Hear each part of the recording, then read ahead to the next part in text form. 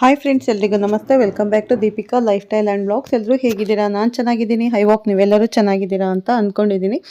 Please friends, ಈ ವಿಡಿಯೋನ ಫಸ್ಟಿಂದ ಕೊನೆವರೆಗೂ ಸ್ಕಿಪ್ ಮಾಡದೆ ನೋಡಿ. ನಿಮ್ಗೆ ಇಷ್ಟ ಆದರೆ ಲೈಕ್ ಮಾಡಿ, ಶೇರ್ ಮಾಡಿ.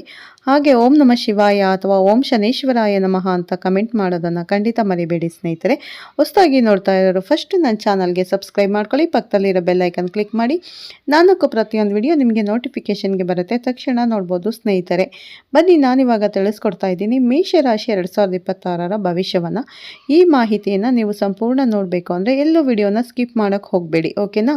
ಸ್ಕಿಪ್ ಮಾಡದೆ ಸಂಪೂರ್ಣ ಮಾಹಿತಿ ಅರ್ಥ ಆಗೋದಿಲ್ಲ ಸ್ಕಿಪ್ ಮಾಡಿದ್ರೆ.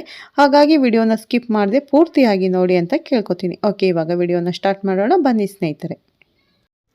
ಮೇಷರಾಶಿಯವರೇ, ಇವತ್ತಿನ ಈ ವಿಡಿಯೋ ಆಕಸ್ಮಿಕವಾಗಿ ನೋಡುತ್ತಿಲ್ಲ. ಸಾಕ್ಷಾತ್ ಆ ಭಗವಂತ ನಿಮ್ಮನ್ನು ಕಾಯುವ ಅದೃಶ್ಯ ಶಕ್ತಿಯೇ ನಿಮಗೆ ಈ ವಿಡಿಯೋವನ್ನು ಕಳುಹಿಸಿದೆ ಎಂದು ಭಾವಿಸಿ. ಏಕೆಂದರೆ 2026ನೇ ಇಸವಿ ಮೇಷರಾಶಿಯವರ ಪಾಲಿಗೆ ಕೇವಲ ಒಂದು ವರ್ಷವಲ್ಲ, ಅದು ನಿಮ್ಮ ಹಣೆ ಬರಹವನ್ನೇ ಬದಲಾಯಿಸುವ ಒಂದು ಯುಗ. ಆದರೆ ಎಚ್ಚರ, ಅಗ್ನಿತತ್ವದವರೇ ಎಷ್ಟೇ ಅದೃಷ್ಟವಿದ್ದರೂ ಒಂದು ದೊಡ್ಡ ಕಂಟಕ ಅಥವಾ ಭಯಂಕರ ಸಮಸ್ಯೆ ನಿಮಗೆ ಎದುರಾಗುವ ಸಾಧ್ಯತೆ ಇದೆ. ಅದು ನಿಮ್ಮ ನೆಮ್ಮದಿಯನ್ನೇ ಕೆಡಿಸಬಹುದು. ಆದರೆ ಹೆದರಬೇಡಿ, ಅದಕ್ಕೆ ಅಷ್ಟೇ ಸರಳವಾದ ಮತ್ತು ಶಕ್ತಿಶಾಲಿಯಾದ ಪರಿಹಾರವನ್ನು ಈ ವಿಡಿಯೋದಲ್ಲಿ ಕೊನೆಯಲ್ಲಿ ತಿಳಿಸಿದ್ದೇನೆ. ಯಾರು ಈ ವಿಡಿಯೋವನ್ನು ಪೂರ್ತಿಯಾಗಿ ನೋಡುತ್ತಾರೋ ಅವರ ಬದುಕು ಬಂಗಾರವಾಗುವುದರಲ್ಲಿ ಸಂಶಯವಿಲ್ಲ. 2026ರಲ್ಲಿ ನಿಮ್ಮ ಎಲ್ಲ ಸಂಕಲ್ಪಗಳು ಈಡೇರಲಿ ಅಂದುಕೊಂಡು ಕೆಲಸಗಳಲ್ಲಿ ಜಯ ಸಿಗಲಿ ಮತ್ತು ಕಲಿಯುಗದ ಪ್ರತ್ಯಕ್ಷ ದೈವಶಕ್ತಿ ದೇವತೆ ಆಂಜನೇಯ ಸ್ವಾಮಿಯನ್ನು ನೆನೆಯುತ್ತಾ ಕಮೆಂಟ್ ಬಾಕ್ಸಲ್ಲಿ ತಪ್ಪದೆ ಜೈ ಬಜರಂಗ ಬಲಿ ಅಂತ ಬರೀರಿ, ಅಥವಾ ಓಂ ನಮಃ ಶಿವಾಯ ಅಂತ ಕಮೆಂಟ್ ಮಾಡಿ. ಇಲ್ಲ ಅಂದರೆ ಓಂ ಶನೇಶ್ವರಾಯ ನಮಃ, ಯಾವುದಾದ್ರೂ ನಿಮ್ಮ ಇಷ್ಟ ದೇವರ ಹೆಸರನ್ನು ನೀವು ಕಮೆಂಟ್ ಮಾಡ್ಬೋದು ಸ್ನೇಹಿತರೆ. ಮೊದಲನೆಯದಾಗಿ 2026ರಲ್ಲಿ ನಡೆಯಲಿರುವ ಅತಿ ದೊಡ್ಡ ಘಟನೆ ಎಂದರೆ ನಿಮ್ಮ ವೃತ್ತಿ ಜೀವನದ ಮಹತ್ತರ ಬದಲಾವಣೆ. ಮೇಷರಾಶಿಯವರಾದ ನೀವು ಹುಟ್ಟೋ ನಾಯಕರು, ಯಾರಿಗೂ ತಲೆಬಾಗುವವರಲ್ಲ. ಆದರೆ ಕಳೆದ ಕೆಲವು ವರ್ಷಗಳಿಂದ ನಿಮ್ಮ ಕೆಲಸದಲ್ಲಿ, ನಿಮ್ಮ ಕಚೇರಿಯಲ್ಲಿ ನೀವು ಪಟ್ಟ ಶ್ರಮಕ್ಕೆ ತಕ್ಕ ಪ್ರತಿಫಲ ಸಿಗದೆ ನೊಂದು ಹೋಗಿದ್ದೀರಿ. ಎಷ್ಟೋ ಸಲ ಅವಮಾನಗಳನ್ನು ನುಂಗಿಕೊಂಡಿದ್ದೀರಿ. ಎಷ್ಟೋ ಸಲ ಆದರೆ ಗ್ರಹಗಳ ಸಂಚಾರ ಹೇಳುತ್ತಿದೆ 2026ರಲ್ಲಿ ಶನಿ ಮಹಾತ್ಮ ಮತ್ತು ಗುರುಬಲದ ಪ್ರಭಾವದಿಂದಾಗಿ ನೀವು ಕಳೆದುಕೊಂಡಿದ್ದ ರಾಜ ಗೌರವ ನಿಮಗೆ ಮರಳಿ ಸಿಗಲಿದೆ. ಯಾರು ನಿಮ್ಮನ್ನು ಹೀಯಾಳಿಸಿದ್ದರೋ, ಯಾರು ನಿಮ್ಮ ಕೆಲಸದಲ್ಲಿ ತೊಂದರೆ ಕೊಟ್ಟಿದ್ದರೋ ಅವರೇ ನಿಮ್ಮ ಮುಂದೆ ಬಂದು ನಿಲ್ಲುವ ಕಾಲ ಇದು. ವಿಶೇಷವಾಗಿ ಯಾರು ಸರ್ಕಾರಿ ಕೆಲಸಕ್ಕಾಗಿ ಪ್ರಯತ್ನ ಪಡುತ್ತಿದ್ದೀರೋ ಅಥವಾ ಪ್ರೈವೇಟ್ ಕಂಪನಿಯಲ್ಲಿ ದೊಡ್ಡ ಪ್ರಮೋಷನ್ಗಾಗಿ ಕಾಯ್ತಿದ್ದಾರೋ ಅವರಿಗೆ ಇದು ಸುವರ್ಣ ಕಾಲ. ನಿಮ್ಮ ಜಾತಕದಲ್ಲಿರುವ ಕರ್ಮಸ್ಥಾನವು ಬಲಗೊಳ್ಳುತ್ತಿದ್ದು ನೀವು ಮುಟ್ಟಿದ್ದೆಲ್ಲ ಚಿನ್ನವಾಗುವ ಸಮಯವಿದು ಸ್ನೇಹಿತರೆ. ಆದರೆ ಒಂದು ಮಾತು ನೆನಪಿರಲಿ ಸ್ನೇಹಿತರೆ, ಮೇಷರಾಶಿಯವರಾದ ನೀವು ಕೋಪವನ್ನು ಮೂಗಿನ ಮೇಲೆಯೇ ಇಟ್ಟುಕೊಂಡಿರುತ್ತೀರಿ. ಕೆಲಸದ ವಿಚಾರದಲ್ಲಿ ಸ್ವಲ್ಪ ತಾಳ್ಮೆ ವಹಿಸಿದರೆ ಬಾಸ್ ಅಥವಾ ಉನ್ನತ ಅಧಿಕಾರಿಗಳ ಜೊತೆ ನಿಮ್ಮ ಬಾಂಧವ್ಯ ಸುಧಾರಿಸಿ ನೀವು ನಿರೀಕ್ಷೆ ಮಾಡದಂತಹ ಉನ್ನತ ಹುದ್ದೆ ನಿಮ್ಮದಾಗುತ್ತದೆ. ಇದು ಖಂಡಿತವಾಗಿ ನಿಮ್ಮ ಕಾನ್ಫಿಡೆನ್ಸ್ ಅನ್ನು ಹೆಚ್ಚಿಸುವಂಥ ಘಟನೆಯಾಗಿದೆ. ಎರಡನೇ ಅತಿ ದೊಡ್ಡ ಘಟನೆ ನಿಮ್ಮ ಹಣಕಾಸಿನ ವಿಚಾರಕ್ಕೆ ಸಂಬಂಧಿಸಿದ್ದು. ಮೇಷರಾಶಿಯವರು ಒಂದು ದೊಡ್ಡ ಗುಣವೆಂದರೆ ಇವರು ಹಣಕ್ಕಾಗಿ ಯಾರ ಮುಂದೆಯೂ ಕೈ ಚಾಚಲು ಇಷ್ಟಪಡುವುದಿಲ್ಲ. ಆದರೆ ಬೇರೆಯವರ ಕಷ್ಟಕ್ಕೆ ಮರುಗಿ ತಮ್ಮಲ್ಲಿದ್ದದ್ದನ್ನೇ ಕೊಟ್ಟು ಬಿಡುವ ದಾನಶೂರರು ನೀವು. ಈ ನಿಮ್ಮ ಗುಣವೇ ನಿಮಗೆ ಕೆಲವೊಮ್ಮೆ ಮುಳುವಾಗಿರಬಹುದು. ಆದರೆ 2026ರಲ್ಲಿ ಹಣಕಾಸಿನ ಅರಿವು ಗಂಗಾ ನದಿಯಂತೆ ನಿಮ್ಮ ಕಡೆಗೆ ಹರಿದು ಬರಲಿದೆ. ಎಷ್ಟೋ ದಿನಗಳಿಂದ ಸಿಲುಕಿಕೊಂಡಿದ್ದ ಹಣ, ಕೋರ್ಟ್ ಕಚೇರಿಯಲ್ಲಿ ಬಾಕಿ ಇದ್ದ ದುಡ್ಡು ಅಥವಾ ನೀವು ಯಾರಿಗೋ ಕೊಟ್ಟು ಮರೆತು ಹೋಗಿದ್ದ ಸಾಲ ವಾಪಸ್ ನಿಮ್ಮ ಕೈ ಸೇರಲಿದೆ ಸ್ನೇಹಿತರೆ. ಗುರುಗ್ರಹದ ಅನುಗ್ರಹದಿಂದಾಗಿ ಧನಸ್ಥಾನ ಬಲವಾಗಲಿದ್ದು ಆರ್ಥಿಕವಾಗಿ ನೀವು ಸದೃಢರಾಗಲಿದ್ದೀರಿ. ಮುಖ್ಯವಾಗಿ ಯಾರು ಸಾಲದ ಶೂಲದಲ್ಲಿ ಸಿಲುಕಿ ನರಳುತ್ತಿದ್ದೀರೋ, ಬಡ್ಡಿ ಕಟ್ಟಲಾಗದೆ ಒದ್ದಾಡುತ್ತಿದ್ದೀರೋ ಅವರಿಗೆ 2026 ಒಂದು ವಿಮುಕ್ತಿಯ ವರ್ಷವಾಗಲಿದೆ. ಅನಿರೀಕ್ಷಿತ ಧನಲಾಭವಾಗುವ ಯೋಗವಿದ್ದು ಹಳೆಯ ಸಾಲಗಳನ್ನು ತೀರಿಸಿ ನಿಟ್ಟುಸಿರು ಬಿಡುವಂತಹ ಗಳಿಗೆಗಳು ಎದುರಾಗಲಿವೆ. ಇದು ನಿಮಗೆ ಸಿಗುತ್ತಿರುವ ದೈವಿಕ ಸಂದೇಶವಾಗಿದೆ.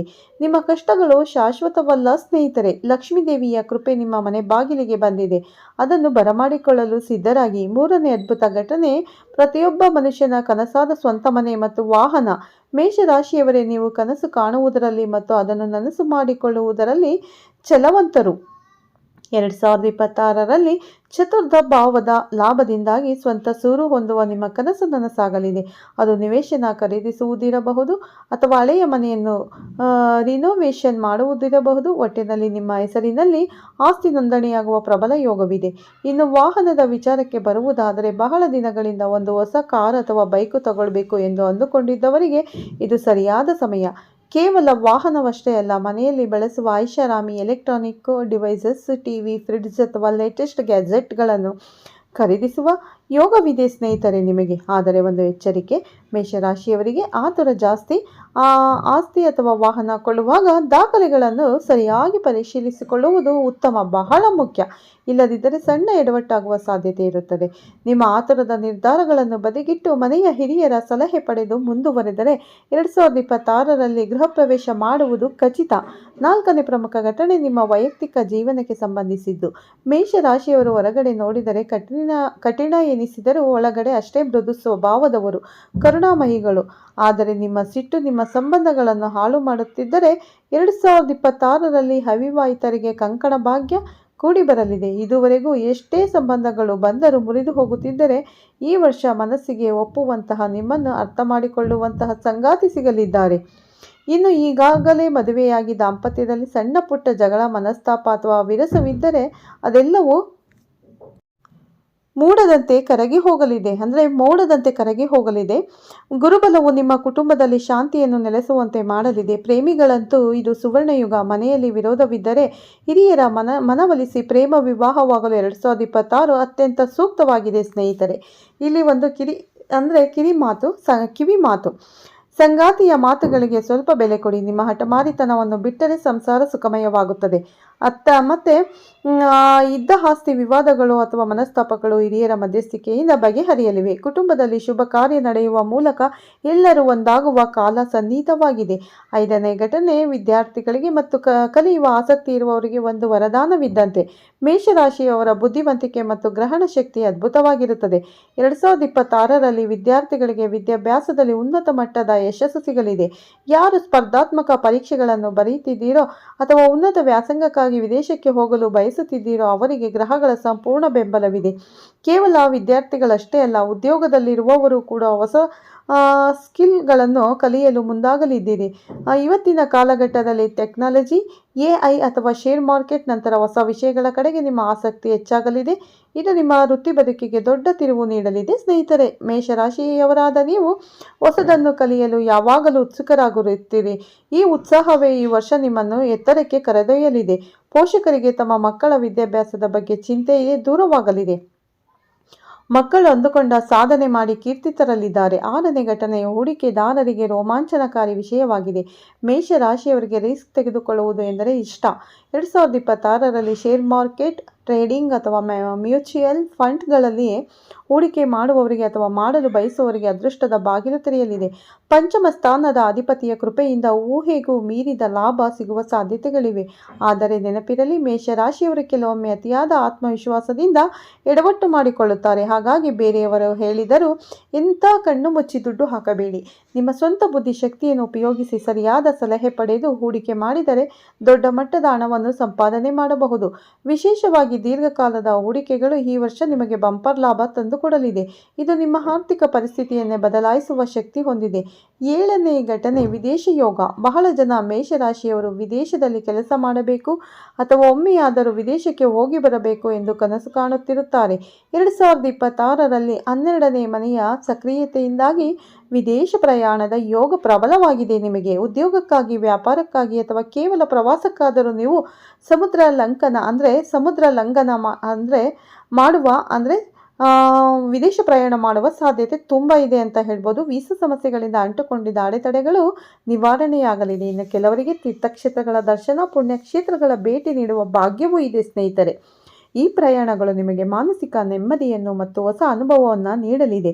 ದೂರದ ಊರಿನಲ್ಲಿ ಅಥವಾ ವಿದೇಶದಲ್ಲಿ ಸೆಟಲ್ ಆಗಬೇಕು ಅಂತ ಅಂದುಕೊಂಡವರಿಗೆ ಇದು ಸಕಾಲ. 8ನೇ ವಿಷಯ ನಿಮ್ಮ ಆರೋಗ್ಯ. ಮೇಷರಾಶಿಯವರು ದೈಹಿಕವಾಗಿ ಬಲಿಷ್ಠರು, ಆದರೆ ಮಾನಸಿಕವಾಗಿ ಸ್ವಲ್ಪ ಒತ್ತಡಕ್ಕೆ ಒಳಗಾಗುವವರು. 2026ರಲ್ಲಿ ನಿಮ್ಮ ಆರೋಗ್ಯದಲ್ಲಿ ಚೇತರಿಕೆ ಕಂಡುಬರಲಿದೆ. ದೀರ್ಘಕಾಲದ ಕಾಯಿಲೆಗಳಿಂದ ಬಳಲುತ್ತಿದ್ದವರಿಗೆ ಹೊಸ ಚಿಕಿತ್ಸೆ ಅಥವಾ ಔಷಧಿಯಿಂದ ಗುಣಮುಖರಾಗುವ ಲಕ್ಷಣಗಳಿವೆ. ನೀವು ನಿಮ್ಮ ಫಿಟ್ನೆಸ್ ಕಡೆಗೆ ಹೆಚ್ಚು ಗಮನ ಕೊಡಲಿದ್ದೀರಿ. ಜಿಮ್, ಯೋಗ ಅಥವಾ ವ್ಯಾಯಾಮದ ಮೂಲಕ ನಿಮ್ಮ ದೇಹವನ್ನು ಹುಲಿಯಂತೆ ಸದೃಢವಾಗಿ ಇಟ್ಟುಕೊಳ್ಳಲಿ. ಆರೋಗ್ಯವೇ ಭಾಗ್ಯ ಎಂಬ ಮಾತು 2026ರಲ್ಲಿ ನಿಮಗೆ ಅಕ್ಷರಶಃ ಸತ್ಯವಾಗಲಿದೆ. ಆದರೆ ರಕ್ತದೊತ್ತಡ ಮತ್ತು ತಲೆನೋವಿನ ಬಗ್ಗೆ ಸ್ವಲ್ಪ ಎಚ್ಚರವಿರಲಿ. ಕೋಪ ಕಡಿಮೆ ಮಾಡಿಕೊಂಡರೆ ಅರ್ಧ ಕಾಯಿಲೆಗಳು ವಾಸಿಯಾದಂತೆ. 9ನೇ ಸಕಾರಾತ್ಮಕ ಘಟನೆ, ಸಮಾಜದಲ್ಲಿ ನಿಮ್ಮ ಗೌರವ, ಪ್ರತಿಷ್ಠೆ ಹೆಚ್ಚಾಗುವುದು. ಮೇಷರಾಶಿಯವರು ಸ್ವಾಭಿಮಾನಿಗಳು. 2026ರಲ್ಲಿ ನೀವು ಮಾಡುವ ಕೆಲಸಗಳಿಂದ, ಸಮಾಜ ಸೇವೆಯಿಂದ ಅಥವಾ ವೃತ್ತಿ ಸಾಧನೆಯಿಂದ 10 ಜನರ ಬಾಯಲ್ಲಿ ನಿಮ್ಮ ಹೆಸರು ಬರುತ್ತದೆ. ರಾಜಕೀಯದಲ್ಲಿ ಆಸಕ್ತಿ ಇರುವವರಿಗೆ ಉತ್ತಮ ಅವಕಾಶಗಳು ಹುಡುಕಿಕೊಂಡು ಬರಲಿವೆ. ನಿಮ್ಮ ಶತ್ರುಗಳು ಕೂಡ ನಿಮ್ಮ ಸಾಧನೆ ನೋಡಿ ಬೆರಗಾಗುವಂಥ ಸಮಯವಿದು. ನಿಮ್ಮ ಮಾತಿಗೆ ಬೆಲೆ ಬರುತ್ತದೆ. ಕುಟುಂಬದಲ್ಲಿ ಮತ್ತು ಸಮಾಜದಲ್ಲಿ ನಿಮ್ಮ ಸ್ಥಾನಮಾನ ವೃದ್ಧಿಯಾಗುತ್ತದೆ. ಇದು ನಿಮಗೆ ಸಿಗುತ್ತಿರುವ ದೈವಿಕ ಸಂದೇಶ. ನೀವು ಗೆಲ್ಲಲು ಹುಟ್ಟಿದವರು, ಸೋಲಲು ಅಲ್ಲ ಸ್ನೇಹಿತರೆ. ಇಲ್ಲಿಯವರೆಗೆ 9 ಅದ್ಭುತ ವಿಷಯಗಳನ್ನು ನೋಡಿದೆವು. ಆದರೆ ನಾಣ್ಯಕ್ಕೆ 2 ಮುಖ ಇರುವಂತೆ 2026ರಲ್ಲಿ ನೀವು ಎದುರಿಸಲೇಬೇಕಾದ ಒಂದು ಕಹಿ ಸತ್ಯ, ಅದು ಘಟನೆ. ಇದನ್ನೇ ನಾನು ವಿಡಿಯೋದಲ್ಲಿ ಆರಂಭದಲ್ಲಿ ದೊಡ್ಡ ಸಮಸ್ಯೆ ಎಂದು ಹೇಳಿದ್ದು.